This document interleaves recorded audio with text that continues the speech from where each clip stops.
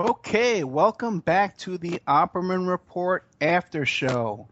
I'm your Aftershow host, After Private Investigator Ed Opperman. And the show's, of course, brought to you by Audible.com. Go to audibletrial.com/Opperman Report. Sign up, get yourself a free audiobook, okay? We're live on cjmarsradio.com and 365 Live. Of course, you can find the archives up on Spreaker.com, on iHeartRadio.com, and on YouTube.com on the Opperman Report YouTube channel. We're here tonight with Gary Stewart. Fascinating guy, fascinating life. And his co-author, Susan Mustafa. And they're the author of the book, The Most Dangerous Animal of All, Searching for My Father and Finding the Zodiac Killer. Really incredible stuff. We left off a couple of things I want to touch on, and we'll take it any way you guys want. And I hope Susan will chime in a little bit more. Don't be shy. Okay, now it's time to relax. Okay. Okay. Couple of things. One is the fans of true crime and social media and their theories on this, and how they get so irate about any kind of disagreement. And also, John, I want to get into the stuff about why Gary also, too, is a suspect as a serial killer. I want to talk about some of Susan's other books. And I want to also ask, Gary was just talking about a charity event. He's doing a benefit coming up to help little kids get dental work. Tell us about that. Yeah, it's in Columbia, Missouri, on November 22nd, 23rd, and 24th, I believe. Anyway, that Friday, Saturday, and Sunday. And it's called the King's Daughters benefit. And it's like a festival where they have booths and vendors come in, sell their wares, and everything goes to help pay for these dentists to do work on underprivileged children's teeth. And they're an awesome group, and I happen to be friends of one of the board members who lives here in Baton Rouge. But they're originally from Columbia, Missouri, so they asked me to come and participate in that, and so I'll get to do a couple radio interviews there in Columbia, and then there'll be a silent auction. There's going to be a little reception where I'll do a slideshow and a presentation, and then we'll do a booth at the exhibit, and then we'll have a book signing that I think Barnes & Noble at the University of Columbia is going to pick up there for us. So I'm really looking forward to that event. Okay, is there a phone number and an address or something you can get people to? It's called King's Daughters Charity. King. Just I can shoot that to you. I'll shoot that link to you on a Facebook page, so you can have it, because I've got it on my Facebook page. Okay, and we'll put the link up and the phone number, the address, all that stuff. It'll be up on the Opperman Report blog, so you can go there and find that. You can go meet Gary in person and see what's going on there. We got a question from the chat room, so we might as well get to it. It's for Susan. The question is, does Susan know that the 81 stab wounds of Charlotte Murray Pace might connect to Aleister Crowley's moonchild, Liber 81, the butterfly net? I've never made that connection.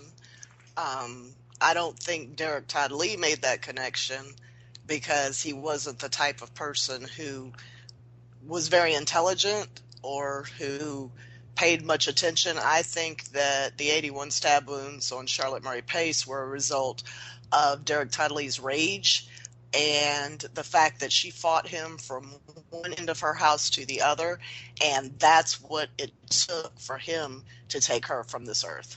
Gotcha. Okay. All right. So now what about there were two things I want to talk. Oh yeah. Let's hear the story about how come you were swabbed as a suspect in a serial killing. Yeah. So when at the time we didn't know in 2000, I guess 2002, right, Susan? 2002, 2003, when Derek Todd Lee and Sean Vincent Gillis were operating right here in Baton Rouge together at the same time. Yes, in 2002, they connected the deaths of Charlotte Murray Pace, Gina Wilson Green, and Pam Kennemore through DNA to one killer. And witnesses at several of their neighborhoods that they lived in said that they saw a white man in a white pickup truck in the vicinity at the time of the murders. So police released that information to the public, and all of a sudden, white men in white pickup trucks were the main suspects. The problem is there were so many white men in white pickup trucks in the Baton Rouge area that the police ended up swabbing about 2,500 men, some of them stopping them in their trucks on the side of the road and swabbing them for DNA right then. Gary happened to have a white truck, and he was a white man. Oh, gotcha. And so how many people did they swab? 2,500? Yes. So, Gary, you were clear to that? Gary? Yes. You were Sorry, clear? I was looking for that site, that King's Doctor site. But Gary, you were clear to those charges, right? Well, let me tell you how they do this. So this is new to me, right? I mean, the worst I ever gotten was a speeding ticket. And to have the guy from the FBI show up at my house and knock on the door and says someone has given us a tip, and so we're asking for you to voluntarily submit your DNA for the Baton Rouge serial killer case. Man, my heart was pounding like, are you kidding me? Your mind starts thinking, okay, I've heard of sleepwalking. I mean, but this was before Ambien. I certainly, man, what am I dreaming this? And so the guy swabs me, and I said, so how will I know? You know, when I'm in the clear? He said, well, we got such a backlog. It's gonna probably be 2 or 3 weeks, maybe a month. He said, put it this way: if you hear the helicopters and the SWAT team on top of your roof, you'll know you're guilty, and we're coming to get you. And nobody ever called and said, don't worry, didn't match, or you know. I mean, I'm thinking, I don't know the science, right? What if they make a mistake? And just like I was telling you earlier, my son at 11 years old should not know what a serial killer is, but his best friend's mother was killed by Derek Todd Lee. Oh, no, okay. So he knew. So all this stuff's hitting close to home, and I'm having these moments, man. Could I have done this? I'm trying to think. I knew Pam, but I don't know these other. I mean, it just messes with your head. So yeah, so I didn't get a phone call, but I assumed after a month went by and I didn't hear the Black Hawk helicopters that I was not guilty. But what if the weather helicopter was flying over one night? Then what do you do? Oh, no. I bet. Well, maybe not. I may be one of the only guys you know, though, Ed, that have. Let me see. 1, 2, 3. They've been swabbed 4 times in a serial killer case. Wow, really? Look at that, man. So listen, we're joined by Mike Gray. Mike, you got a question? Oh, hi all. How you doing? Hi. Yeah, I have a question. Melvin Belli, was that your father talking to him with that movie in the Zodiac and that? Do you know what I'm talking about? Yes. He was on like a news program, and supposedly the Zodiac Killer called in. Was that a hoax, or was that people? You can find information online that says that there was a guy who was making a phone call from either a prison or a mental institution. Oh, so that was it was a hoax. That's what's said, but I don't know. I can't say that as fact because I've tried to find the truth and getting to the truth in the Zodiac case is quite a difficult thing, man. Even something you think is easy to figure out as that, right? Yeah, he's the guy who called and said his name was Sam, and he had headaches and all that stuff. Yeah, I think so. And Yeah. there are a lot of people that speculate that the Unabomber, was it Ted Kaczynski or whatever his name was? Yes. That he was in fact the Zodiac Killer. Yeah. Because he was in that area. Right. I mean, who knows? This is just speculation. Well, listen, the case has not been solved. It's still an open case. And here we have a guy, with really a lot of first-hand information. He's talking to the cops, So let's bring all the information out. This isn't going to be the last show we ever do on Zodiac. We'll do many more, I'm sure. We've done a few before. No. I didn't mean to challenge him.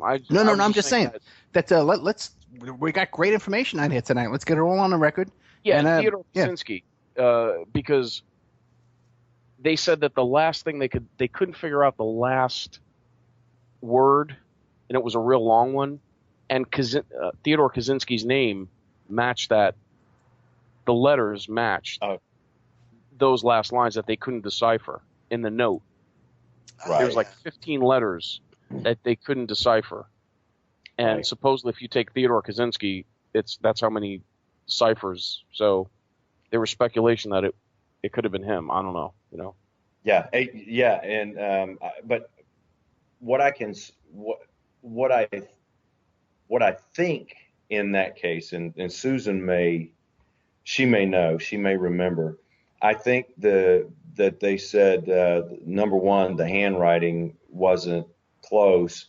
And I know they've done DNA comparisons with some other suspects and have exonerated other people. For example, someone thought that Dennis Rader, because he was stationed at Travis Air Force Base during the Zodiac days, he became the BTK killer. Right. Who was an exact really? Yeah. Okay. Off the Zodiac. He told everybody, I am the next Zodiac guy.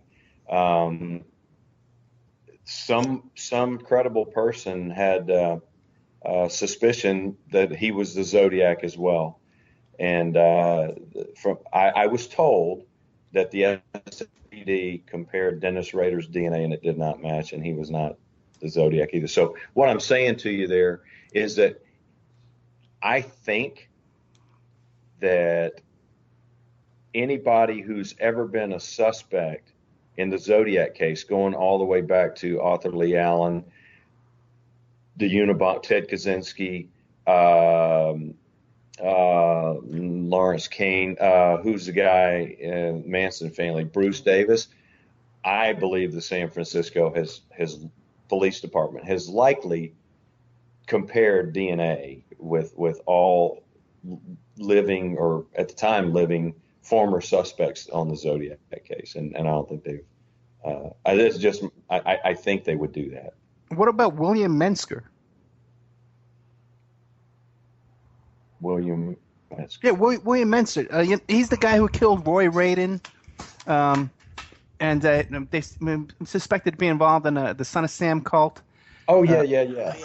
Because there's a picture of him that looks very similar to that mugshot as well. What do you think? Well, it's amazing how many people throughout the years have either, police have suspected as the Zodiac, or someone has believed they were the Zodiac. Take Steve Hodel, who believes his father was the Black Dahlia, the lipstick murderer, and the Zodiac. There's been so many that was one of the difficulties Gary and I had, was how do you write a book and present this story in a way such that it would get published when this story has been told a million times in a million different ways, and so many suspects have come throughout the years, that how are you going to be believable? That was one of the most challenging things that we had. With regard to Ted Kaczynski, he was a different type of killer than the Zodiac. The Zodiac killings, with regards to the women were stabbings and shootings, but the ones that he stabbed was very, very personal.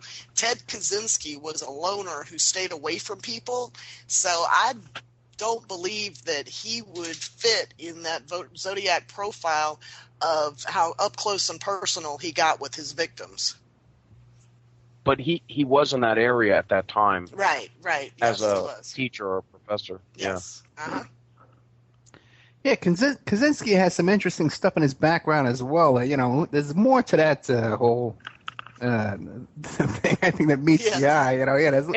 Hey, didn't he go to Chechnya? Oh, really? Wasn't he? Yeah. They're thinking he was CIA or something. Wow. Susan, have you heard that? No, I hadn't heard that. I've never heard that one either, but that's very interesting. Yeah, he went to I don't know if it was Russia, one of those Eastern Bloc countries, and he was there for a while, and no one could figure out, like, well, why did he go there? How did he get there? And there's speculation that he was working for the government, doing something for the government. You know what amazes me about these guys in this case. Just 2 weeks ago, I've petitioned the FBI file for the unredacted. I mean, the FBI for the unredacted file on my father. The first one they sent was like 30 pages, and you can only read 3 of the pages. And they finally sent back just 2 weeks ago his file. And when you see the places that, and they're all laid out in the book, of course, that my father went and the things he did. The last redaction that they removed for me says that he contacted in 75. My father contacted the Russian embassy. Oh, really? This is still during the Cold War. And that he wanted to, he had clearly had enough of the United States. And he wanted them to know if he thought going to Moscow could be mutually beneficial for both the Russian embassy as well as him. And I guess that FBI report made it indicate that he was like wanting to become a spy or something. What year was that? 74 or 75. Okay. And he basically said, I'm kind of fed up with the U.S. and of course if it's beneficial for me, I would like to visit Moscow. And I'm thinking, okay, my father was in New Orleans 1962, 1963. He had ties to foreign dignitaries in Yugoslavia, Australia, and now he's trying to get to Russia. And I'm thinking, who else in 1962 and 1963 was operating in New Orleans with a Russian connection? Lee Harvey Oswald. Oh, really? Is that what it is, Mike? Absolutely. Hey, I'm just gonna put my mic on mute. Okay. Now that's interesting, man. Especially when you get into all the stuff, the connections of the grandfather. I would love to know. Yeah. I would love to know everything. Yeah, there got to be a way to get into those files. Ah, boy. And what's interesting about that, too, the timeline of that is that the Zodiac wrote his last letter to newspapers on July 8th of 1974. So he was clearly looking for a way to get out of the country. Oh, that's interesting, yeah. Yeah. All right. I have a question. Go ahead, man. That movie, the Zodiac movie with Downey Jr., how accurate, in your opinion, was that movie? Or my primary source of research, educating myself on the case, basically came from Robert Graysmith's books. And of course, everything I could consume online. And I loved his books. And I think that was one of the better movies in terms of historical accuracy, and the account, the way the case went, because I do believe that's exactly the way the case went. These guys got well. It was actually Robert Graysmith that got hooked on Arthur Lee Allen, and I think, you know, with Avery's help, they just, I believe, just like the San Francisco Police Department did with the Zodiac ciphers. They tried, they sunk their teeth into looking for a hidden message. But this other hint over there that, guys, my name and my identity is in the cipher. They didn't, they were so focused on trying to decode the secret decoder ring that they didn't worry about the oh, by the way, my name's in there. I think Arthur Lee Allen, what a shame, you know, what a shame, because they literally had their blinders on and didn't look at anybody else for years in that case. And back to your original question, I think it was a great movie. The cinematography, the technology that David Fincher used there was actually a pioneering film, first in a kind, and they recreated period San Francisco beautifully. The problem with the film was, and the reason why it tanked at the box office, is because it was 2 hours and 40 minutes long. As good as it gets.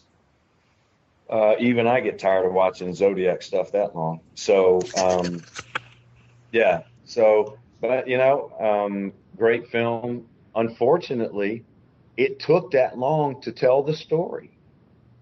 I like a long movie. I like to sit through it, and I like a longer movie. Yeah. You know? Yeah, me too. Yeah. I guess a lot of people, their attention span is, you know, yeah. But I enjoyed the movie very much, and I would definitely recommend it as well. Yeah. For sure. So now, Susan, what are some of these other books you've written about? The others, mostly serial killers, then, right? Yes. Derek Todd Lee was the South Louisiana serial killer who began terrorizing the Baton Rouge area in 2001 with the murder of Gina Wilson Green, who lived on Stanford Avenue, which is a road that leads to LSU. And she was a 41-year-old nurse, and he attacked her in her home and killed her there. What police didn't know at the time was that years before, in 1992, Connie Lynn Warner, a woman in Zachary, Louisiana, which is about 20 miles north of Baton Rouge, was also killed in her home, and her body was left near the Capitol building, actually, in downtown Baton Rouge. The next year, 2 teenagers were hacked with an axe in a car in a cemetery on a rainy night. And then in 98, a woman named Randy Meebrewer disappeared from her home in Zachary, and her body has never been found. However, there was blood evidence and other bodily fluid evidence that was left at the scene that later connected Derek Todd Lee to that murder.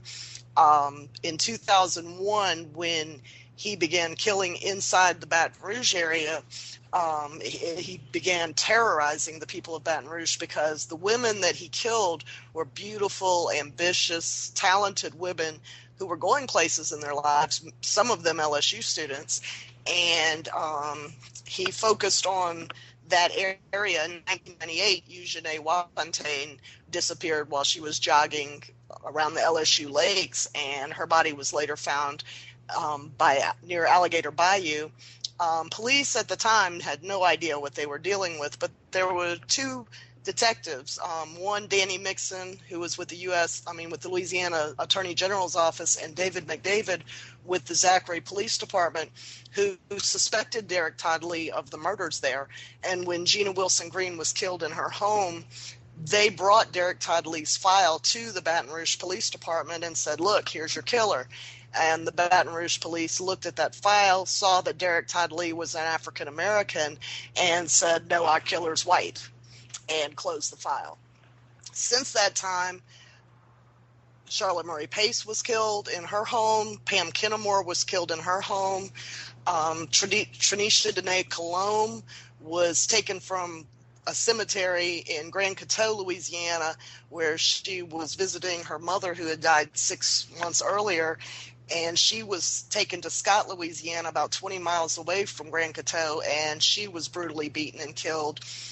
Carrie Lynn Yoder, another LSU student who lived right outside the South Gates to LSU, was taken from her home and brutally beaten, raped, and strangled and thrown into Whiskey Bay, which is an area near the Atchafalaya Basin.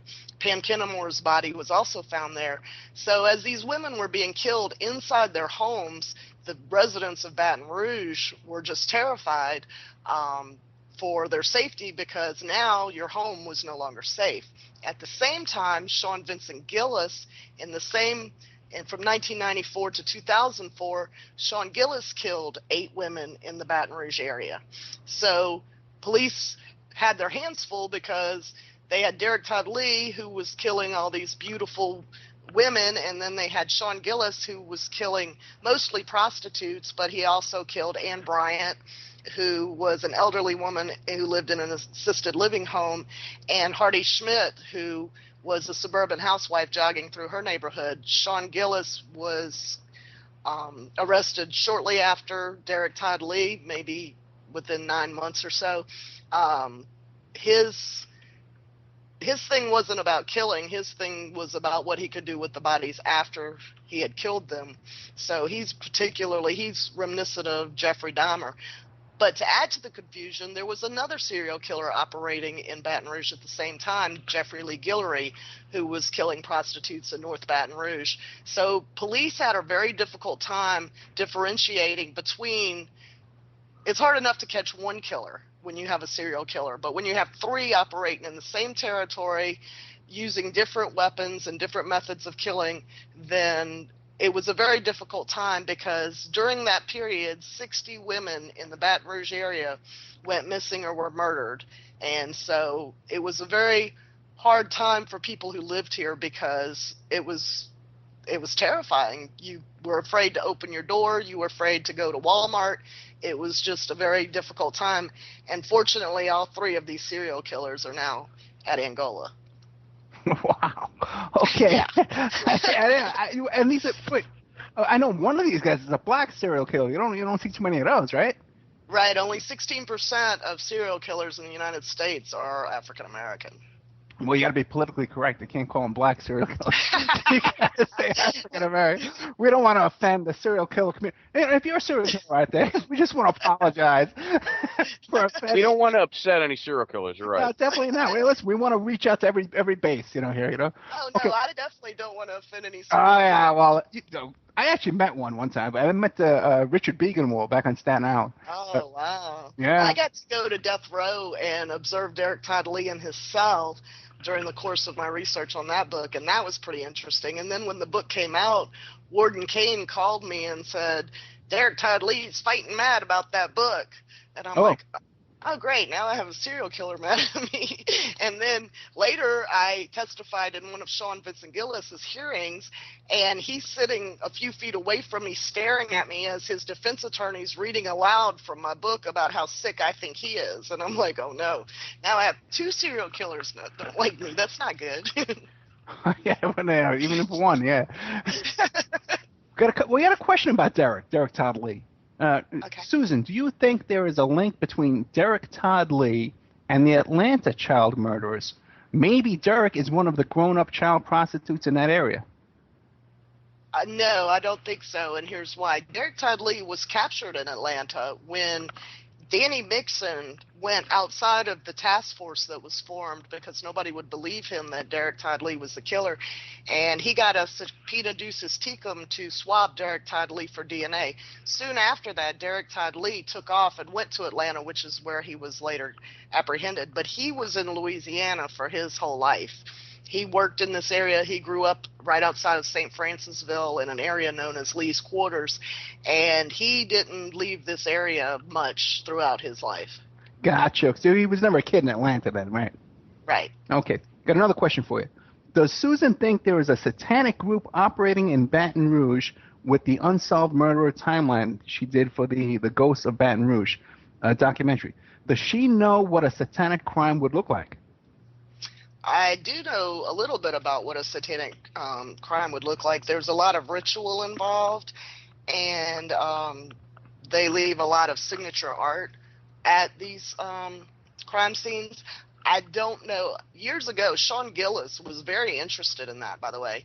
And he would, when he was a young teenager, he was following up on Satanism and would go to these areas where he thought Satanists might be or Satan activity might be. But I don't know of any prominent satanic cults in Baton Rouge at this time. Really? Because I know that there's a lot of like witchcraft and voodoo and stuff like that down in New Orleans. Oh yeah. But you don't hear a lot of. Okay, maybe I should rephrase that to satanic murders here. You don't hear anything about any murders here at this current time that have ritual to them. Because the Process Church was incorporated in. Yes. Yeah. Yes. By the same lawyer, by the way, who incorporated the Catholic Orthodox church group that all these guys from the JFK assassination were involved in. Really? David Ferry, Guy Bannister, they were all bishops in this bizarre Catholic church that was created by the same lawyer that founded incorporated the Process Church. Wow. Well, the interesting thing is that, Earl Van Best Jr. was friends with Anton Levay, the founder of the Church of Satan. So he had, I don't think that he was a Satanist, but I think that he liked to debate philosophies. Whoa, wait a second. Wait a second, man. You're trying to tell me that's Gary's father? Absolutely. Was friends with Anton Levay? Yes. And we're just bringing that up now. As a matter of fact, in the Zodiac ciphers, in that secret message, man is the most dangerous animal of all. In the 9 satanic principles, it says man is the most vicious animal of all. So that statement in the Zodiac letters was simply a variation of Anton LaVey's 9 satanic statements. Well, Gary, tell us about this. What do you know about your father being friends with Anton LaVey? Well, yeah. That's just another one of those things. Again, I said it earlier. People say, I don't think I would have written a book if I'd have found out my father was a Zodiac killer. But there's so many things in this book. I just could not tell the story. My father's best friend in high school shared with me most of the memories and most of the stories that I have laid out in the book. And in particular, one of the first things he told me was, your father was an incredible organ player. He said he played at Grace Cathedral, but he never invited me to one of those recitals. But he played at all the other organ all the places that had the Wurlitzers around town, like the Avenue Theater. And he said, there weren't many organists around in the time. And Anton LaVey was one of them. And they were at San Francisco City College at the same time, and that's where they met. San Francisco City College, playing at the Lost Tavern, or Lost Weekend Tavern, just in the southern part of the Sunset District where Van liked to hang out. And in fact, Susan and I visited that old. When Anton LaVey got started, he started on Friday nights at that lounge, the Lost Weekend Tavern, and it had a 10-ton Wurlitzer built into the bar. And he would sit there and he would conduct his service, this magic circle, he called it back then. And my father played organ there at the Lost Tavern with him. So that's how they. Go ahead, Mike. Go ahead, no, Mike. I'm stunned. Were there after parties, like after like Eyes Wide Shut type parties in these places? I don't know. I don't have a clue. I think in other words there was the bar was open, and then once it closed, then there was the after party, so to speak, and the after rituals kind of thing. Yeah, I don't know. I know that those were the early days of Levay's development into the high priest of the Church of Satan. So this was when he was first getting his start. And the interesting thing for me is because I'm a musician, I love to play music, that all these guys, all these things they're all centered around music. Charlie Manson wanted a recording contract. That's all he ever wanted. Anton Levay was a carnival organist, and I don't think a very good one. He wanted to be a musician. He wasn't. My father was a musical prodigy, but I don't think he saw a means to make it in that business. And it's just amazing to me how all these guys from all that same generation, it all revolved around music. And I think they were there for the love of music to begin with. What about, did you, we might as well ask, right? Was there any connection to Michael Aquino? Yeah. Actually. Okay, let's do it. Okay, so you in the book, there was a point in my search when I just had this realization, this light bulb moment that I just described to you about the musical connection.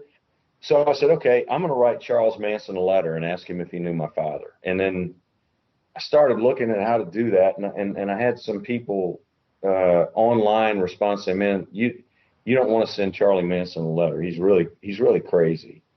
You probably better off staying. You won't get the truth anyway. You don't know whether you can trust the answer anyway. So I started thinking, well, there's this other guy, Bobby Beausoleil. He was a guitarist. Let me see if I can track him down. Well, I tracked him down. As it turns out, he's at Oregon State Penitentiary where he's serving his life sentence. He had a website. He married while in prison, and his wife Barbara set up a website, and he could actually the prison would actually let him respond to email. So I emailed him. Oh, how nice! And I said, dear Bobby, my name is Gary Stewart. I had been told that my father was a musician in the Haight-Ashbury. Just wondering if you guys ever ran across. His name was Earl Van Best Jr. And he emailed me back. It took about a month before they let him, respond to emails or whatever. He said, Gary, thanks for writing.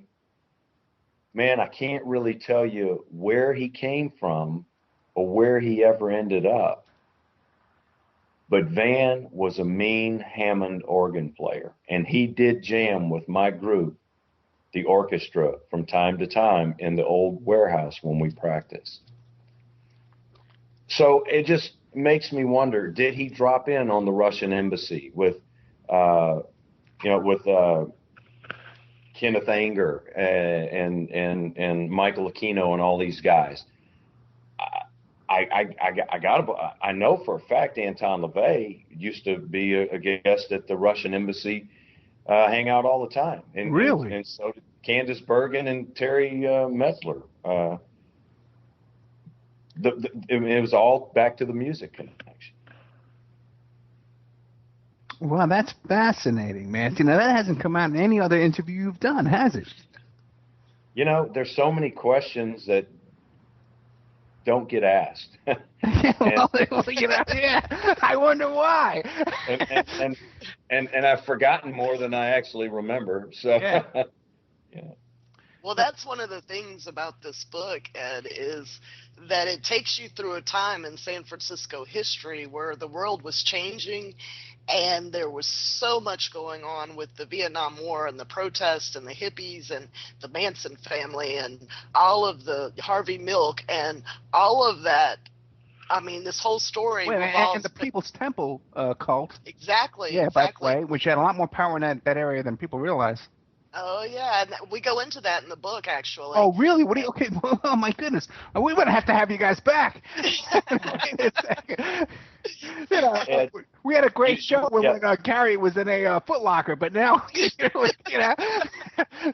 Look, here's the other thing. So the connection to Jim Jones, and I just haven't had time yet, or I don't know if I've got the energy right now, but so my grandfather was, I told you, a missionary for the Methodist Conference to Japan.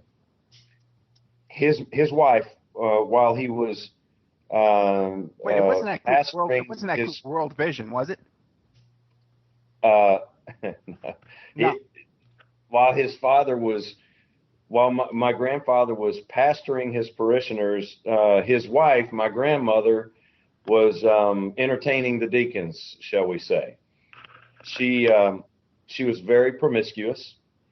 He thought going to Japan would end it. It didn't end it. He told his wife, he said, "I will never divorce you because I don't want my son to ever think I did this, but I am telling you, you're going to divorce me. I am not going to tolerate this unholy adultery anymore."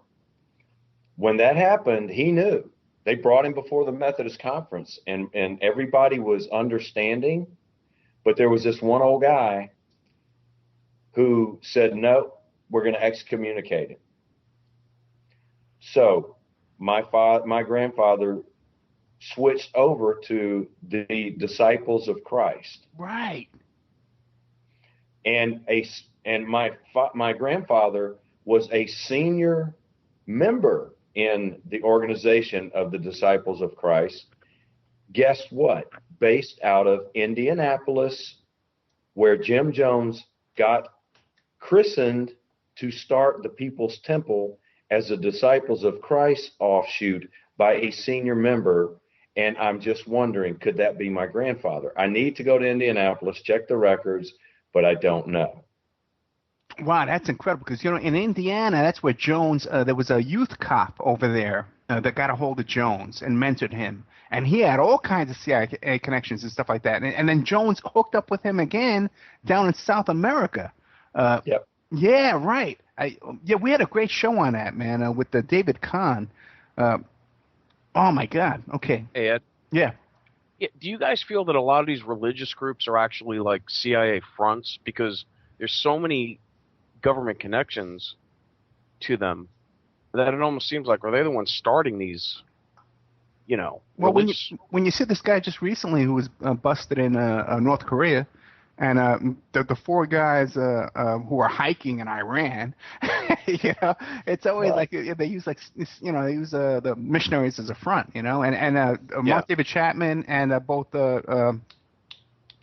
the other guy that shot at Reagan were both involved with that World Vision group, and they were down there at Jonestown as well. John Hinckley Jr. John Hinckley Jr. Yeah. They were all involved with that World Vision group. Yeah. Okay. Well, that's fascinating. Okay. What else? So you probably, I don't know if you got to this part in the book, but speaking of attempted assassinations on presidents, about the same time that my father was asking the Russians to take him on board, he also called in a death threat against Gerald Ford to the FBI office in San Francisco. He said he had knowledge of a foreign national, a Yugoslavian man, described himself and physically. My father described my father, who was going to. Here's a Yugoslavian national who's going to on March 16th, he's going to attempt to assassinate President Ford at not the Fairmont Hotel or whatever. And I think this is right. Susan, was this before or after two people did try to shoot? Right after. Did try to. Squeaky Fromm was one of them. Another Manson connection, Squeaky Fromm. Yes. Yeah. Yes, and then the other lady who actually she's on the YouTube today. She'll say, "Yeah, well, I'm sorry, I missed." You know. Oh, you Squeaky Fromm? No, the other lady who's I think she's out of prison now for attempted assassination on Ford, but she's got videos on YouTube saying, "Yeah, I'm sorry, I missed," or whatever. But get her on the show. Again, did the same thing. Right before, right after. So. Okay, now wait a minute. Now your dad called in a death threat to the Secret Service. Now, how do you know that from the FBI? FBI report. Yeah. That's in the book. Yes. Yes. And that hasn't been mentioned. Have you mentioned that on any other show before? No. Yeah, why not? What's going on, dude? Because every other show thinks they can do this interview in 10 minutes. Okay. Well, did he do that? Did he do that because he wanted to be deported and he figured to get a free ride, a free ticket out? It was anonymous, right? No, he gave him his name. Oh, no, actually, yeah, they caught him, and the San Francisco Police Department picked him up and said he was drunk. Okay. Well, I've done that. We've all done that one, right, Mike? Not me. Not yet? No? Okay, I have another drink. Not yet, no. Oh, my God, this is great stuff. Okay, well, what else? Listen, we're opening up a lot of big doors here. Okay, what else, man? If I hadn't lived it, Ed, I wouldn't believe it myself. Yeah. Okay. So now let's explore this area more. What are the connections to the Manson family besides Bobby Bouzoulet? That was it, as far as we know. That was it. Okay. But Bobby definitely says he knows him. Yes. And I still correspond with Bobby. I get emails from him all the time. I had asked, I can't send him a copy of the book. He knows that the book, I guess he knows it's out now, but the only way inmates at Oregon State Penitentiary can receive books, they have to come straight from the publisher. Yeah. And I asked HarperCollins to send him a copy, and I'm not sure if they did. Well, you can send him an Amazon gift, and Amazon will ship it to him directly. Oh, okay. Yeah. Oh, yeah, definitely, yeah. Okay. All right. I've run across this stuff before. Okay. All right. Well, this is incredible, man. My mind is blown. I'm gonna read some commercials, okay, just to take to kind of move my mind away from some of this stuff here. So, guys, think of some more stuff along these lines here, connections to this kind of stuff. Other connections to Aquino or Manson Family or Process Church. You got anything like that? Anything on Peter Levenda? No. What about the Process Church? Or any connections to there? I've done a lot of digging. It all goes. Yeah. So we'll talk about it after you do your commercials. Yeah, let me read some commercials. Yeah, we'll get back. Okay, think about it. Yeah. Okay, man. Well, the show has taken a whole new turn, and we're hearing information we have never. I listen to everything on YouTube about this show. We're with Gary L. Stewart and Susan D. Mustafa. They're the author of the books The Most Dangerous Animal of All, Searching for My Father and Finding the Zodiac Killer. Now, she's also written I've Been Watching You, The South Louisiana Serial Killer, Bloodbath, and Dismembered. Okay, we should ask her about those books. But Pacific West Bamboo, 503-839-8126. Her email is demroots@oppermail.com. Now, you guys got to understand, Amanda over at Pacific West Bamboo is a huge supporter of this show, okay? And you're getting good information here tonight. Now, the thing is, too, is she can help you out. Any kind of construction project you have going on where you need timber, you need, wood, Bamboo's a great product for this kind of stuff, and she's a great supplier. She's like an importer of bamboo. She grows bamboo. This woman is a bamboo expert, man. And beer bamboo and bicycle bamboo. This woman, if you have any kind of construction project you have going on, you need a stage built. There's a big project she has going on. Contact Amanda. This woman is a bamboo. Forget it. You can't beat her. Okay. You can also support the Opperman Report with a PayPal donation. OppermanReport@gmail.com, or by buying my book, How to Succeed as a Private Investigator. You can get on emailrevealer.com at the bookstore. We got good old Mike Gray. He's on the show right now. He's helping us out. InfinityHomePlans.com. Check out InfinityHomePlans.com. They're your resource for 3D and 2D draftsman services. They offer a multitude of products, including stock home plans, 2D digital drawing sets, 3D models, renderings, and more. Emailrevealer.com.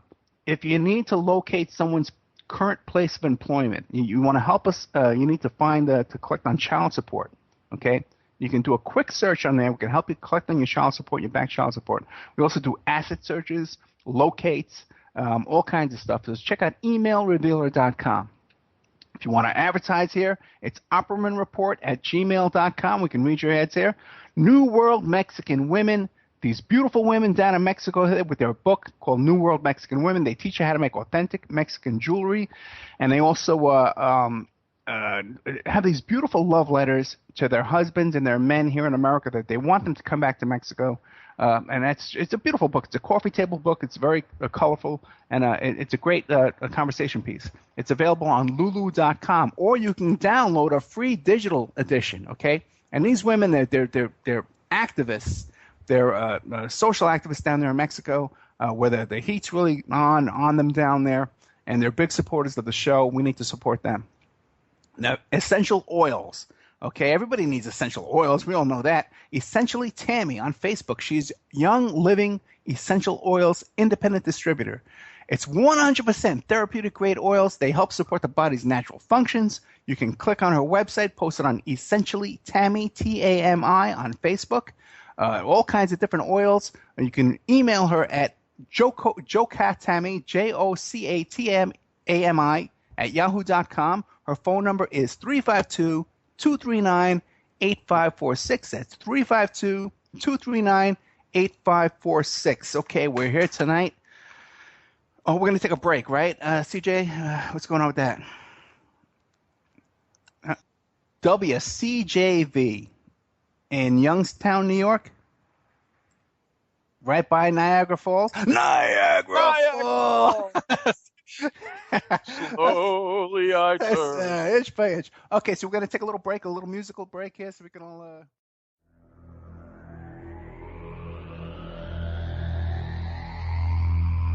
You are listening to WCJV Digital Broadcasting, Youngstown, New York.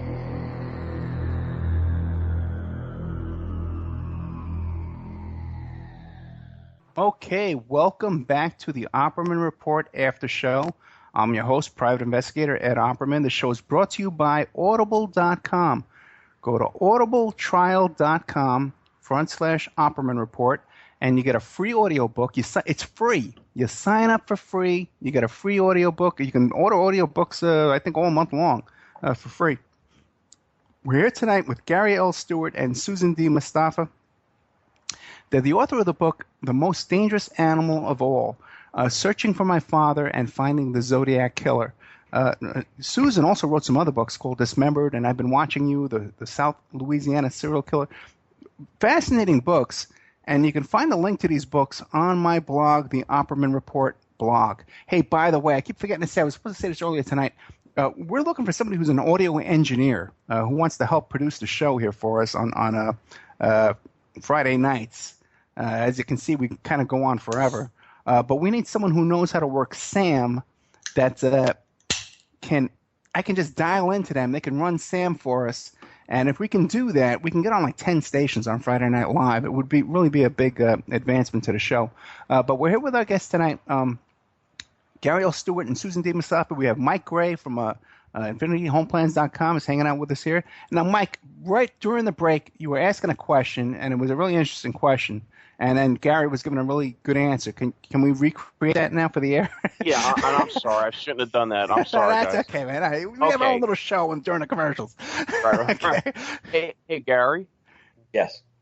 Yeah, I was just wondering, what is your relationship now with your mom, the one that gave you up for adoption?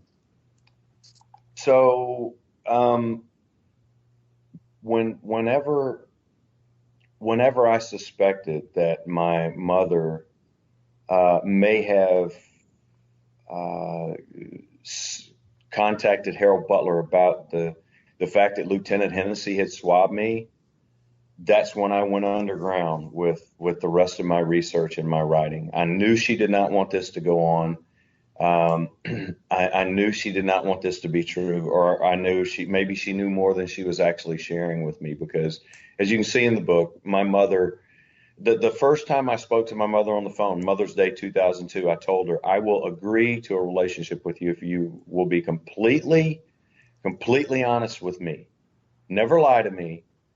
Always be truthful, no matter how painful it is for me or you.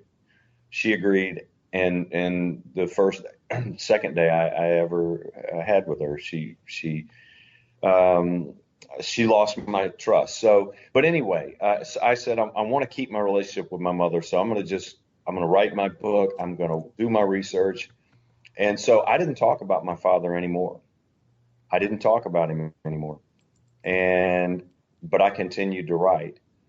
So it was real awkward. My wife and I had a business trip to go to in Phoenix in March, just after right around the anniversary, the 51st anniversary of my abandonment in Baton Rouge. And my mother was living in Arizona at the time at Lake Havasu. And so we decided that we would drive from Phoenix through Sedona to the Grand Canyon, a night at the Grand Canyon, back on the road, and meet Mom somewhere. And it was in Kingman or something like that, Arizona, off Route 66. And we had a beautiful, beautiful lunch with my mother in March. And I debated that whole drive over there from the Grand Canyon to the restaurant, whether I should tell my mother, and my wife told me, no, this is probably not the best time. Maybe you just need to wait till the day before the book comes out. Well, as it turns out, People magazine wanted the first serial exclusive on my story so they could break the news to the world. And, oh, that's cool, right? Well, they want to come down and interview you. And by the way, they want to interview your mom. It's like, boy, this is not going to go over well. So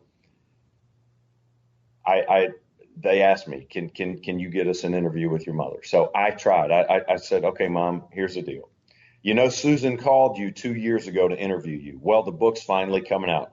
She says, oh, great, honey. Finally, your dreams have come true. You're able to share your story. I said, yes. And I want you to share an interview with me. Come to Baton Rouge, sit on a park bench across the street from the apartment where I was abandoned, and let them take some pictures. And let's you and Leona, my adoptive mom, and I, let me sit between the two of you on a park bench and you don't have to agree with my story. You don't have to agree if you don't believe that I'm right.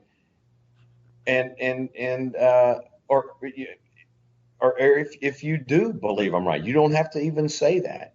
I just want you there for support, because Leona wants to be there. She wants to share the story, because not only does she believe I'm right, she raised me, and she's seen what the past 12 years have done to me and our relationship, and she's always been supportive. So it'd be really cool to have my two moms there for the People magazine. She said, well, honey, I can't sit down and talk with People magazine unless I know what book I'm talking about. So I sent her a copy of the book. She read it in a day, and she responded the next day with a text message, and I knew it wasn't good. She said, stunning on many levels. And I really didn't know how to respond to that. So I said, I'll give her a couple of days and, let her digest it. Let's see what happens, because we've still got a week before the People magazine people are going to show up. And by the way, People magazine might not do the article if Judy is not there with me. So I finally emailed her. I said, Mom, I'd like your honest opinion. And so where do you stand on the People interview? She said, well, honey, I'm just shocked that you would reveal such personal information, which I guess, it's a memoir. It's my life story. I mean, I'm not trying to make anyone look any different than what the reality we were dealt. I mean, I'm the bastard child in this whole thing anyway. I tried to be as truthful as possible. So she just wasn't very happy. And so Johnny Dodd from People magazine, who, by the way, wrote he gave me a copy of his book that he wrote with the FBI profiler who wrote the BTK book after the arrest. You remember that book, guys? Which one? Douglas? Yes, Douglas. Yeah. Johnny Dodd came to Baton Rouge, came to my home, gave me a copy of his book, and interviewed me for 7 hours. And he said, I'm not worried about your mother. I'll get her later. So a few weeks later, he called her and he called me back. He said, basically, she says, because you have fabricated dialogue, then I consider it all fiction. Okay, so when we clearly tell in the beginning before the book starts that we are trying to recreate something from 50 years ago or longer with the dialogue. But anyway, so I understand that. So he basically, Johnny Dodd, put in that article under the caption of the photo of me and my mother, says, Jude Guilford says that her son's work is fiction. So that kind of stung for a little bit, but you know what? I'm okay with that. It's not about her. It's not about anything but sharing the truth. And let me tell you one thing, guys. I sleep really well at night. And the last thing that this guy would ever do is indict somebody if I didn't believe, his own father, if I didn't believe and know in my own heart that I am dead on here. I didn't mean to hurt anybody with this story. I didn't mean to break any family ties, but I felt I was born to tell the story, to share the story. It's not over yet. So I didn't choose to be upset with my mother and not talk to her. We spoke, we talked. We were still Facebook friends at the time. Well, as time went along, she saw all the publicity on Facebook and the radio interviews, the television shows, the CNN Live, this, that, and the other, more magazines. We got 5 more magazine articles that came out. And she's just like, she's hating this because I don't know why, because at first I thought because it indicates that she wasn't quite truthful. You called me a liar in the book or whatever. So she actually emailed my publicist at HarperCollins at one point and asked them, why are they publishing this? Because the dialogue's all made up. It can't be true. And the legal department responded to her and said, Ms. Guilford, we have, all of our attorneys have checked into everything Gary said, and we stick by the claims of our author. That really ticked her off. She then blocked me on Facebook. And when my publicist sent me the email my mother had sent, threatening basically to sue HarperCollins over the story, I emailed her that night, and it went something like this. I said, Mom, really? You're going to sue HarperCollins? and you know this is all true. There's not one lie in my story. I said, I am done. There have been several times during the course of our relationship where my mother told me she regretted having found me, because she said, because she couldn't give me all the answers I wanted, nor the father that I deserved. But the fact is, she always knew more than she shared with me. So we have not spoken now. I'm going to say, how long has that been, Susan? 3 months? Yes, something like that. Until yesterday. Oh, really? Until yesterday. My mother's partner, her boyfriend, her life partner, texted me yesterday morning and says, I thought you ought to know, your half-brother, Chance Guilford, is intubated in a coma with a blood clot on the brain. And I'm like, oh my God.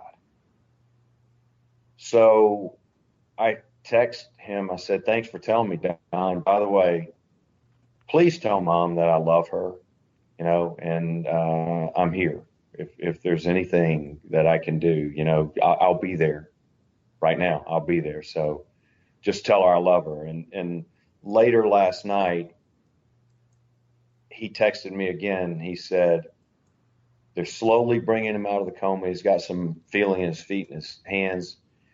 And I said, oh, I'm so happy to hear that. And by the way, this whole family estrangement thing now, I just don't see, guys, I've got one son, and there's no way on earth I would ever walk away from my son, lay him on a doorstep and a stairwell and walk away, not take his call when he calls, ever disown, disconnect, cut off. I love that young man more than life itself. I can't understand a parent like my father abandoning me on a stairwell, but a mother who says that she grieved for 39 birthdays on February 12th. Every February 12th, she silently grieved the loss of me, who finally has a chance to reunite with her son. God blessed her with that opportunity, blessed us both with that opportunity, and you can cut him off and just be done with it. Well, my mother has also cut her biological father out of her life.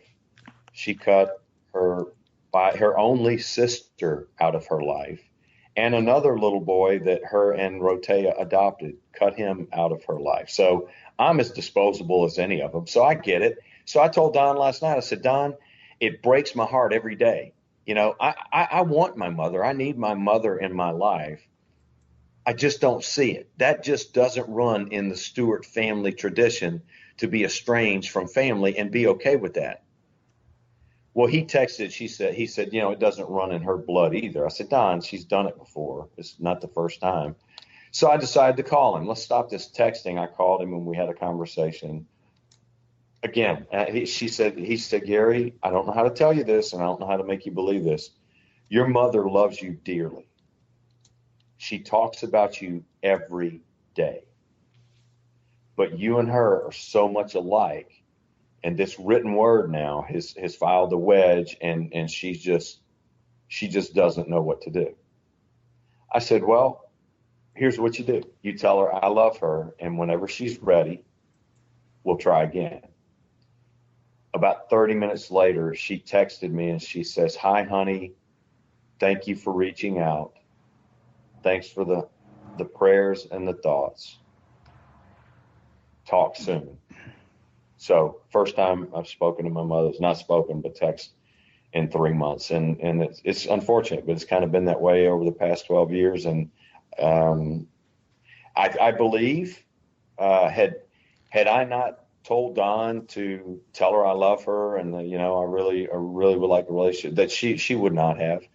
I mean, if I were my mother, thinking I'm on the verge of losing my second born, and then Gary is all I'm going to ever have left forever and ever for the rest of my life, and I have screwed up that relationship with him. I would be thinking, I'm going to be texting Gary and saying, honey, your brother's sick. Can you come to California? But she didn't. She had Don texted me. She didn't tell Don to text me. Don just texted me. So that is the situation with the relationship with my mother. Oh boy. Well, I'll tell you this, brother. You know, I know. Listen, no, listen. This is real life, man. This is real stuff. You know. It is. And I can share with you that you know, my mom again got quote unquote married, you know, at 14 to a man. I don't know how old he was, but way older. You know, probably even older than your father was. And that does cause trauma in their life and harm, hurt. You know, and my mother today is in a nursing home type situation. She broke her hip, she's dementia, and yeah, I know, and she's reacting out too in ways like she refuses to eat, she refuses to let people help her change her clothes and stuff like that, and we believe it's due to the trauma of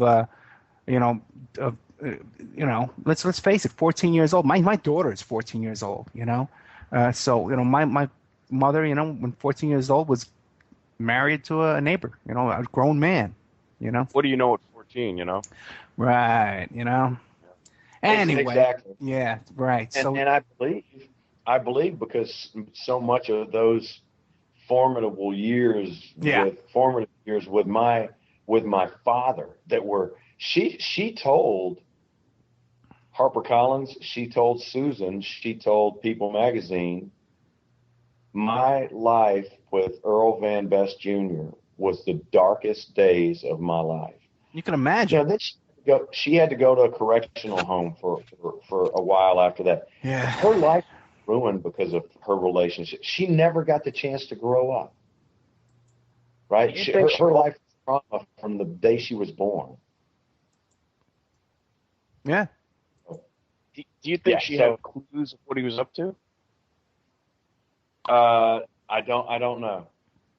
But if she's trying to stifle the investigation, there's a reason for that.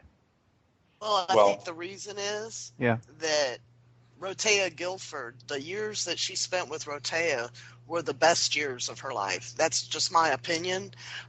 She lived in the police society in San Francisco. Right. She was well respected. Rotea became deputy mayor under Dianne Feinstein. Those were her golden years. And if it turns out that her first husband was a Zodiac, well, that tarnishes all of that. You know what I'm saying? Yes, I do. Now, what about, now we're bringing up Feinstein, okay? And now, what about, and Harvey Milk and all this, now, what about connection to any of that stuff, okay? Well, Rotea was Feinstein's deputy mayor, and he was around through that era. Gary, what was the connection there? Yeah. My mother was and Frank, my mother's partner at the time after Rotea, and whom I met the first time I met my mother, Frank Velasquez. They were Dianne Feinstein's campaign managers. My first trip to San Francisco, Mom took me to a gated community, and I didn't know my way around. It was at night, right? First time I'd ever been to the city. And we pull up to this gated community, this beautiful mansion. She says, honey, that's Nancy's house. Nancy who? Nancy Pelosi. They got each other on speed dial. She was Miss San Francisco socialite. Your mother? Yes. She was in every Sunday paper. Rotea he was on the Parks and Recreation Commission. Willie Brown was his best friend. Willie Brown was there when he died.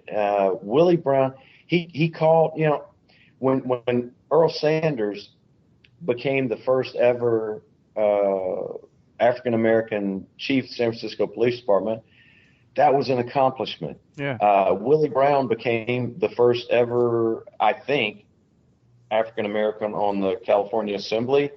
And I think for sure the first mayor of San Francisco. And Willie Brown was up to his neck in Jim Jones' People's Temple stuff. Yes.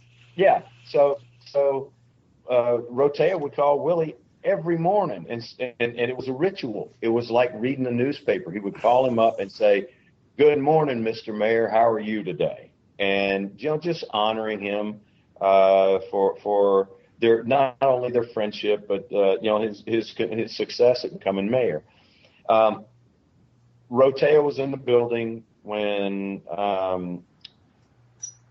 Dan White shot Harvey Milk and George Moscone. My mother says that Rotea is the one that tackled Dan White and put the cuffs on him.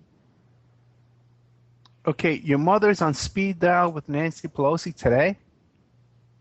Yeah, her and Nancy and Diana are all.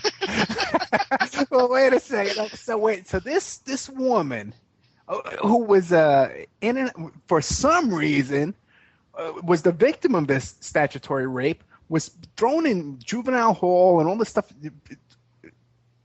somehow now comes out of this, and she's best friends with Nancy Pelosi. Any comments on Nancy Pelosi? Yeah, what do you got on? Yeah. She's a serial killer. Does anyone else think Nancy Pelosi is nuts? Well, listen, man. When you get that rich, you get nuts, man. There's no stopping that. Brother, oh my God. Okay, how did we get to 8:30 at night and we're just bringing up Nancy Pelosi now? Gary? And there's so many stories in the story. We were going back to the one about the Michael Aquino and all this stuff. When I found my father's best friend or only friend in high school, by the way. Oh, that's another one. So go ahead. There's a picture in the book of my father in his ROTC class with his best friend William Lomas, who I did meet and became a very, very, very dear friend of mine, who shared with me so many memories. Also in their company C of the ROTC at Lowell High School was a young aspiring actor named Bill Bixby. Oh, really? Yes. Any connections to OJ? No. He's like, run, Forrest, run. Yeah, no. You think I'm kidding, but there's a lot of stuff with all these guys with the OJ trial, and OJ grew up in San Francisco. Go ahead. What do you got with OJ? Yeah, Shapiro, right? Yeah. Yeah, whatever. Yeah, was that? No, Kim, whatever, whoever she was. Kim married Kardashian, to. Yeah. So anyway, Bill Bixby was in the group. So, but I don't think they were very good friends. But anyway, my William Lomas told me one time. He said, Gary, if things had turned out differently, I guess being your father's only friend, I would probably be like an uncle to you. So I started calling him Uncle Bill. Until the day he died. And one of the craziest stories I ever heard. Wait, Bill Bixby? No. Bill Lomas. Okay, there sorry. was Bill Lomas, Bill Bixby, and Van Best. Okay. So he tells me one time, he said, if you want to hear your father stories from high school, I've got plenty stories, lots of memories. And he told me, he said, there's one time, I went to your father's house and into his dark room. His mother and stepfather really didn't like him a lot, and they didn't let him come out very much. He stayed in his room, listened to music.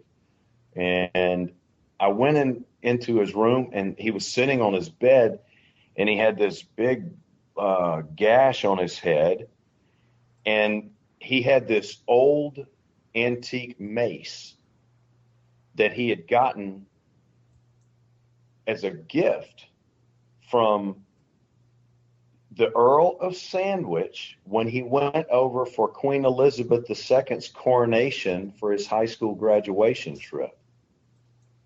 He's sitting on his bed with the blood coming out of his bump on his head, and the mace is laying there. And he says, Van, what happened? He said, a medieval spirit is trying to kill me, and it took that mace and hit me in the head with it. and this is not the first time it happened. So he handed the mace to Bill Lomas, and Uncle Bill said, I took that mace and it smelled of old blood. Oh my God. And so I handed it back to him. He tried to give it to me. I said, man, I don't want that. And so he said, I think he eventually got rid of it at one of his dealers south of Market Street. But he got that mace from Montague, the Earl of Sandwich restaurant stores. They got one there in downtown Disney, I believe. Anyway, this guy lived in the Hinchingbrook house for years, and it's got a history itself. It's told in the book. But this Hinchingbrook, this John Montague family was obsessed with the Hellfire Club and the Knights Templars. My father spent an entire summer in that old, cold, creaky, leaky castle. And he came back a couple of weeks before he was scheduled to come back. And when he did, William, Uncle Bill, says, Van, why are you back so soon? You weren't supposed to be back until September or whatever. He said, man, I had to get out of there. Montague made a pass at me. Now, my father's 19 years old at this time. And this guy was, what do you call it? He's a parliament member. And my father accused him of making a sexual advance at him. So wait, how do you know that? You have that in letters or something? No, he told his best friend who told me. Oh, okay, the best friend. Okay.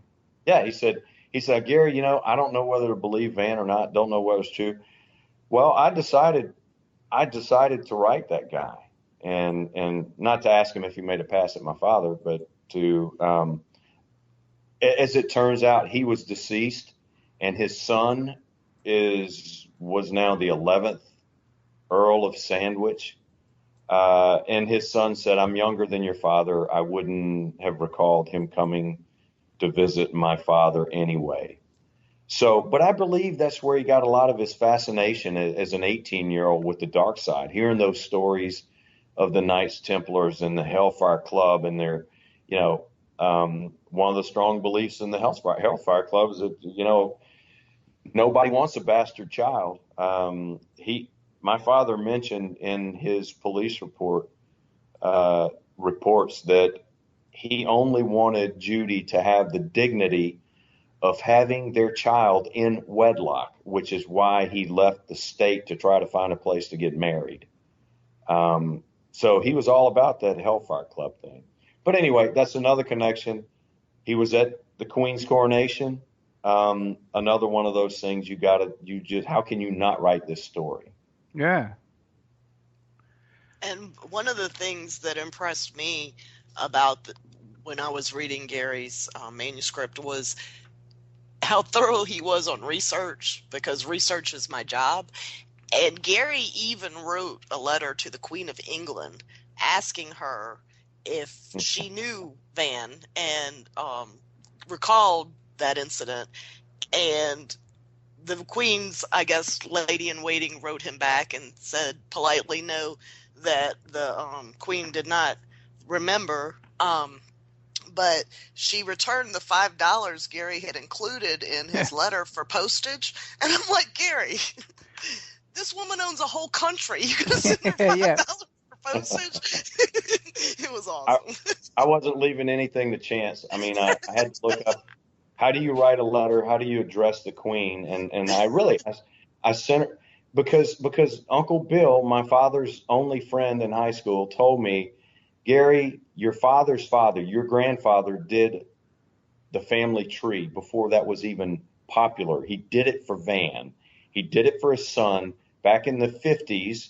And he proved that your family's related to Queen Elizabeth's family. So he was all excited when, being a member of the English speaking union in San Francisco, the Earl of Sandwich, came to speak and invited my father to the Queen's coronation. And so I'm saying, well, if he went, and he told his friend Bill, he said that he met the Queen. So I wanted to write the Queen and say, hey man, I'm writing a story about doing research on my father. Here's a picture of him.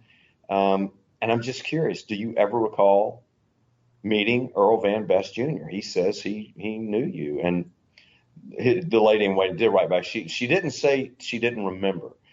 What she said is the Queen takes these matters seriously and wishes you the best of success in all your endeavors. And she sent the $5 back. I was going to make sure that I didn't leave her any reason not to respond. I knew she could afford postage, but Well, did you get you learned that from Joe Culligan? What's that? Did you get the Joe Culligan book? Because that's what he. By the way, sending letters like that works. By the way, first, you send those letters out. But Joe Culligan wrote the book How to Get Anything on Anybody or How to Find Out Anything About Anybody. He was a PI, and he always says send a check for more than the cost says, because then they have to send you a refund. So and it's in his book. It's a great book, by the way. Unfortunately, he's dead. I took a class from him once. Wait, what? What's that? Send a check for more than the cost? What do you mean? Like when you're trying to order some kind of records or something like that, you contact an agency or something like a government agency. You send, well, here's a check for $20 to cover the cost. So they'll send you a refund check. Okay. So right. and it kind of gets their attention more because you send a check with it. Oh, I see. Yeah, it's a great book, Joe Culligan, and I took a class from him. It was a great. He passed away, but Joe Culligan actually, he's the guy who remember the case with the guy who took the bat and he hit the ice skater. Yes. Oh yeah. Okay, yeah. He's Nancy Kerrigan, right? Right. Yes. Galooly. Okay. Right, the guy, right. So he tells us, yeah, I'm the one who found his resume. So I asked him in the class, I raised my hand, I said, how'd you get the resume? He goes, I called up his mother and I asked for it. She was very nice and sent it to me. He was a great guy. I love that guy, man. But God bless him, he passed on. But get the book, guys. You'll learn something from that. Yeah. Yeah. Oh, my God. Gary, you got so much stuff. We got a couple of questions in the chat room. hey, can I ask a question before? No more for you. No. Go ahead, man. Go ahead, man. Well, this is on YouTube, okay? So I didn't make this up. Okay. But if you go on YouTube and you can look up Jim Carrey is I'm not kidding about this either. God. Jim Carrey is the satanic high priest in L.A., okay? Right. Do you know who they say took his place? Or who was before him? No. Martin Scorsese. Oh, yeah, right, okay. And now Jim Carrey is in L.A. And then you know who's under Jim Carrey?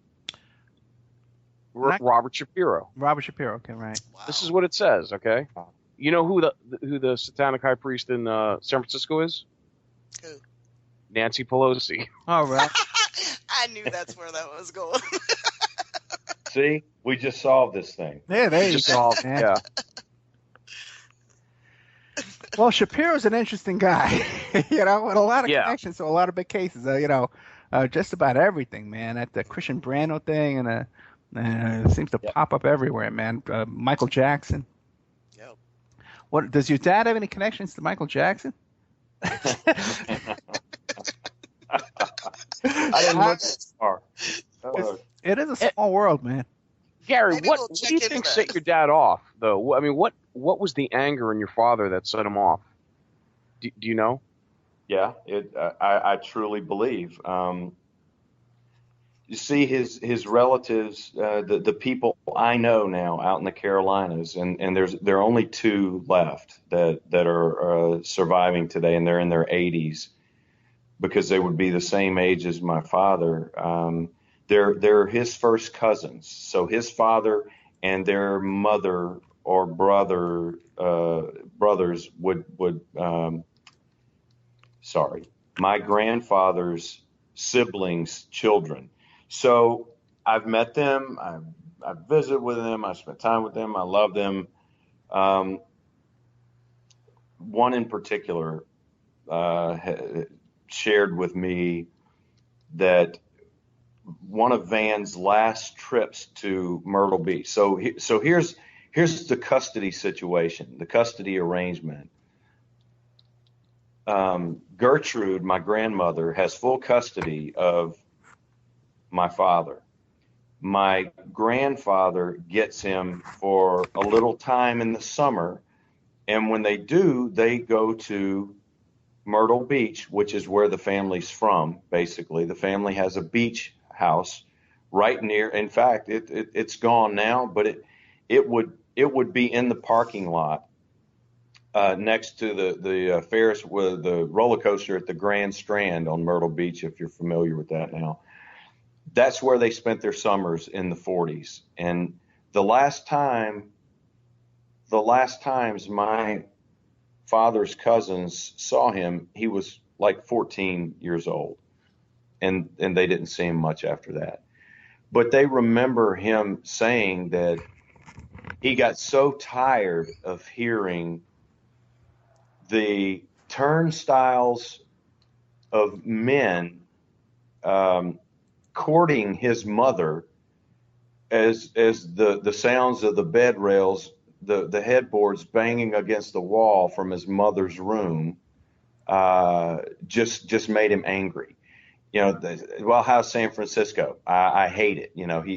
He was really angry at his mother. And then I think his mother, when she remarried this guy, they really slighted him. They put him in his room and didn't let him get out. I mean, he was not to participate in any family function. So that's how he grew up. That's how he was raised, to have such disrespect for women because his mother allowed it, right? And his mother wasn't good enough, so his father left too. So he was angry at his father. He loved his dad. Had his mother and dad stayed together, this would have never happened. He is a product. I don't believe he was born a killer. I believe my story, the most dangerous animal of all, is just as much a case study on nature versus nurture as it is a true crime book memoir. Because my father, I don't believe he was born a killer. I believe he was raised, he was nurtured a killer. And the anger over the loss of that first wife, and then he finally had the one perfect one, Judy. And she got away. In fact, she ran away. And then myself, every radio interview has always had, well, how does it feel to look in the mirror every day knowing you have serial killer DNA blood running through you? It's like, I am who I am because of the way the Stewarts raised me. And my father became who he became because of the way his mother raised him, I believe, and the lack of respect that he had for women in general, the rage against his mother. Your father wasn't born a psychopath then. He became a sociopath or a psychopath. He was born extremely intelligent.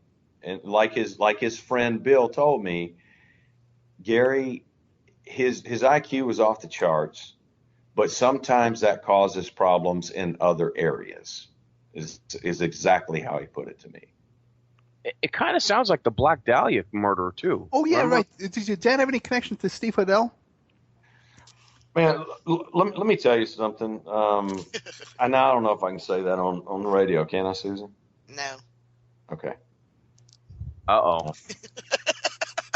Okay. This ain't good. Well, let me ask you a question here. No, real quick. Put it this way. I love Steve Hodel's. I loved his Black Dahlia book. Right. And I was in the process of writing my story when I finished it. And he made it very easy for a reader to reach out and connect. And I sent him an email. I said, man, great story. I think you've done it. And I said, believe it or not, this is not some kook out of the swamp with a crazy fetish about wanting to prove my father was a serial killer. But I've got the same situation right now going on in Northern California. I need to tell my story. Okay, so here we go. I've told him Northern California, serial killer. How do I tell my story? his advice to me was rewrite, resubmit, rewrite, resubmit. Never give up until you get a publisher, basically. That was in 2006. Next thing I know, Mr. Hodel himself wrote a new book called Most Evil, in which he then says his father's a Zodiac killer and the lipstick murderer and all these others. And I'm like, did he really do that? Did he really? He knew who I was talking about, and I told him I had huge, overwhelming evidence, but he literally ran the press, and I believe he self-published that because nobody wanted to hear anything about a Zodiac killer. And I can tell you what I do believe. I don't believe unless there's a sequel to close this out completely with the any new developments in the SFPD with regard to my case. I don't believe there will ever be another Zodiac Killer book published. The publishers don't want it. Enough already. Let me ask you this. When you look in the mirror, how does it feel to have serial killer blood running through your veins? Wait, real quick though, man. There is a Michael Jackson connection. Okay, let me get to you. Okay, no, there really is, man. Because there's a picture of Michael Jackson with Liberace and Scott Thornton in a Bentley, a convertible Bentley, driving around Buckingham Palace grounds. Okay, and Scott Thornton was the guy who was from the canyon there at the Wonderland murders. So it's all it does. There's a connection. Okay. What about, have you guys read the book by Dave McGowan, Weird Scenes Inside the Canyon? No. No? Okay. Okay, because he kind of touches on this kind of stuff too, man. You might want to take a look at that book. Will do. Yeah, it's right around this kind of stuff, man. He's good. What do you think? Oh, man, I don't even know where to go. Ed, there was one time, absolutely, that I literally put it all down. And I said, I'm through. I don't want to look anymore. I don't want to know anymore, because every phone call I make, every time I look into something, I find a connection. So I just got to stop, which is exactly why I never looked at that 340 cipher. Never looked at it until our agent looked at it and said, your father's name's right there completely. I had enough. And then my objective was to share my story, not to find any more, not to try to overextend any connections or make it something it wasn't. The truth, sometimes, eventually, the truth is stranger than fiction. You can't make this stuff up. Yeah, and it's a small world, and there are a lot more connections to these things than people realize. Because it's all connected. Yep. Hey, Gary. Yes. A while back, a few years ago, I'm not sure if it was on Hard Copy or Entertainment Tonight, there was this kid, he was like 17, 18 years old, and he was convinced that his father, who was an ex-cop, was the Zodiac Killer. Did you see that on TV? I did not. And they even called in, the son even called in on the Howard Stern show, and the father was in the next room in the same house. And did you see that, Ed? Did you hear that? No, I did not see that one. No. And yeah, the kid was telling Howard Stern that he believed his father was the Zodiac Killer, and he had all this evidence and blah blah blah. And then Howard Stern goes, "I want to talk to your dad. Where is he?" He goes, "He's in the next room." And then they got him on the line, and they're going at it on the phone. And the father's like, "Listen, I'm not the Zodiac." We should have got that kid to call it. It was so funny, yeah, right? No, what about that woman, though? There's another woman who came out. Now, her book came out after yours, where she said that her father was a Zodiac, and she helped him send the letters and stuff like that. And then her father was also JFK? Yep. Yes. Yeah. Her book came out after yours? No, I don't think she has a book, does she? Okay. No, I think she's making one. Well, here's the deal. She was a broke real estate agent from Los Angeles. Desperate measures. She said she would produce Paul Stein's glasses, the cab driver's glasses, because she actually rode in her father's car with her to commit some of these crimes. And in fact, she said she wrote some of the letters with him and for him. But then she came out and said that her father was also JFK, and she hired an attorney to represent her to get on the steps of the Hall of Justice or somewhere, maybe City Hall in San Francisco. This was in '09, Deborah Perez, and claimed that she was going to produce these glasses and the case was solved. And she was never, ever heard from again. And, you know, and then they got this other guy living in Sacramento who claims he found the hood from the Lake Berryessa murder. Well, he made the hood, and he drugged CBS 13 from the Bay Area out there on and on and on. He even got Aphrodite Jones. Oh, really? To buy into it. Mm-hmm. Yep. Yeah, because I remember I reached out to her too. I said, hey, I need to share my story and nobody's listening. Can you help? She says, well, what's it about? And I said, I've got so much proof. And I was even swabbed by the San Francisco Police Department that my father was a Zodiac killer. She said, I kind of like this guy in Sacramento, man. He's got a hood and everything. I said, okay. So it turns out that the dude with the hood and his handwriting expert admitted to fabricating some stuff or whatever, and the FBI called him out as misleading. So that segment that Aphrodite did with him didn't go so well. In fact, I think she's deleted it from her website. But I did send her I did send her a little email right after that came out that he had lied or it was fake or whatever. And I said, so how'd that thing work out for you, by the way? And she didn't respond. Oh, I could have got your hood. Anyway, listen. Now, we got your DNA, right? We can still get your DNA. Now, is there some way to subpoena the San Francisco police to get a sample of the DNA they have in there, a copy of their DNA records? Why not? Okay, so here's the real deal.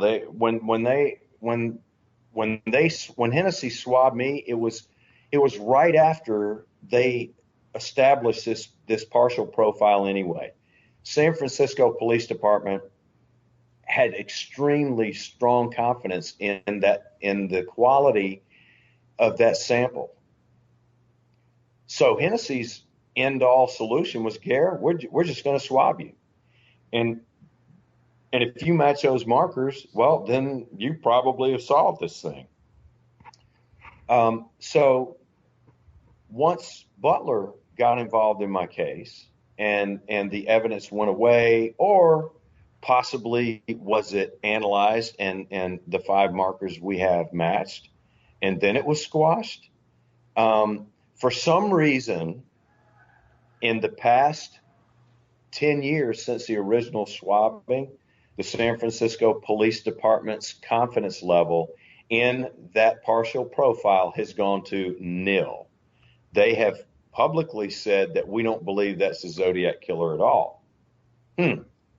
Wonder why?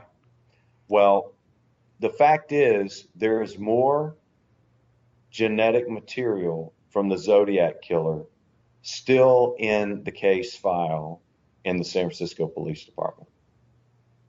Yeah, because he licked the stamps. He licked the stamps. They're not sure if it's his DNA or if it may be a postal worker's. No. Yeah, well, but here's the thing. The stamp under the stamp. Well, yeah.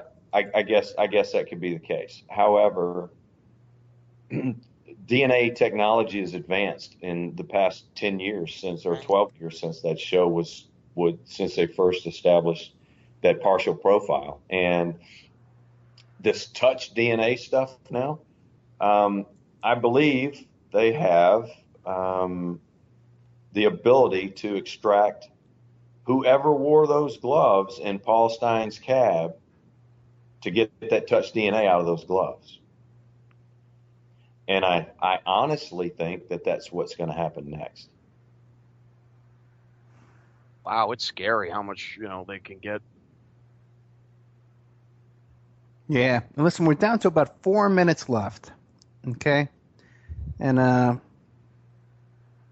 you guys want to keep going? Oh, it's I'm getting tired. We've only been at this for 4 hours. Okay, I know. Is that all? Hey, I've got a 30-minute radio show at 11 o'clock in the morning. Okay, yeah. But Ed, we'd love to come back anytime. Yeah, definitely. Okay, Susan, I'm gonna invite you to that group on Facebook. Okay, Thank we're you. talking about. And Gary too, why not?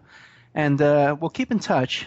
What do you guys want to leave us with? Plug whatever you want to plug. This event you have coming up, and let's take us out here because I'm exhausted too, man. You have no idea how tiring this is. I work a full day, man, before this, and I could get a call tonight. Go ahead. Well, one of the things I guess that your readers, your listeners, I'm sorry, I'm used to readers, might enjoy is Gary's website, themostdangerousanimalofall.com, has all kinds of information about this case, backstory, blogs, this and that. And I have a website, susanmustafa.com, that gives information about all of the serial killers that I've written about. Gary? Well, I think, I thought when the book hit the shelf that I could, like I end the book saying, so long ago, the Zodiac abandoned me. Maybe now I can abandon him. But it continues to prove the story that won't go away. And like I said, visiting the SFPD last month certainly gives me the confidence that these guys really want to solve and close this case once and for all. And I believe they're going to go about it the right way. And I am cooperating fully. But you haven't heard the last of the story. You probably wonder if I thought to ask about, well, what about the movie? Will there be another Zodiac movie? And that's something we'll save as a surprise for the next time. But Susan and I are right in the middle of that development right now. Gary, yes. Will you be continuing your father's work in the future? No, I want to grow up and host a radio show when I get Oh, okay, that's nice. Gary, can you get Richard Gere to play me in the movie? Yes. Thank you very much, guys. You know what, man? I really had fun tonight. You guys are really cool, and God bless you both, man. We had with us tonight here Susan D. Mustafa and Gary L. Stewart. They're the author of The Most Dangerous Animal of All, Searching for My Father and Finding the Zodiac Killer. Susan's also the author of Dismembered, I've Been Watching You, the South Louisiana Serial Killer, and Bloodbath. We're brought to you tonight by Audible.com, audibletrial.com/Opperman Report. What's the name of that blog, the website you have there, Gary? www.themostdangerousanimalofall.com. Themostdangerousanimalofall.com. I'll put that link up to my blog. By the way, anytime you guys have an update or something like that, a new website or new blog, a new book, Susan, just send me an email. We add it to your blog post there for the rest of your life. That's your page. I want to thank Mike Gray. No problem. Want to thank Pacific West Bamboo. I want to thank the New World Mexican Women, emailrevealer.com, infinityhomeplans.com, and essentially Tammy. And all our sponsors and stuff like that. I want to thank CJ Mars for being a saint, Hazy Radio for putting up with us, and all this kind of stuff. Hey, guys, great show. Thank you all. Everybody said they enjoyed it. Thanks okay. for having us. No, thank you, guys. Thank you very much. So good night, Cindy. We'll see you next week. Oh, by the way, real quick, we need an engineer. I need an audio engineer that can take all the sound for me, man, because there's no way I'm going to be able to do all that. So we need help over here. Okay, guys? Thank you. Thanks. Good night.